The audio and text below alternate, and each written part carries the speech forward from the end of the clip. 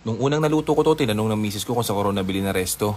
Tinanong ko siya at sinabi ko, wala ka bang bilib sa mister mo? Pero hindi ko siya masisisi, sobrang sarap din naman kasi. Legit yun, parang kumain talaga sa resto. Creamy salted egg bangus pala ang tawag ko dito. Isa pala to sa masasabi kong pangdiinan na recipe sa bangus. So tara, wag na natin patagalin to, gawa na tayo ng creamy salted egg bangus. Plain na harina, lagay mo lang siya ng paminta. Huwag mong kalimutan ng asin, dagdag pampalasa din yan. Then i-coat mo lahat ng bangus tapos pagpagi mo para hindi masira ang mantika. Sa itlog na maalat, kinuha ko lang pala lahat ng dilaw. 5 piraso pala ginamit ko dito.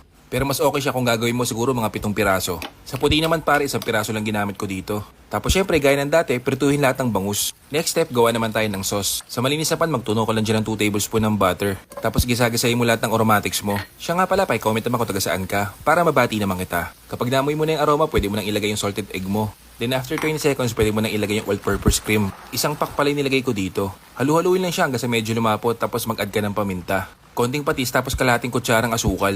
Halu-haluin mo lang hanggang sa medyo mag-reduce pa yung sauce mo. Tapos kapag medyo lumapot na, pwede mo nang ibalik yung mga bangus. At this point, dapat mahina na pala yung apoy mo ha. Tapos ito pare, optional naman sa sili. Pero mas okay kung meron. Lutuin mo yan ng mga 2 minuto tapos okay na. Tignan mo naman, para ka nasa restaurant or catering no? Napaka-imposibleng hindi mo magustuhan to.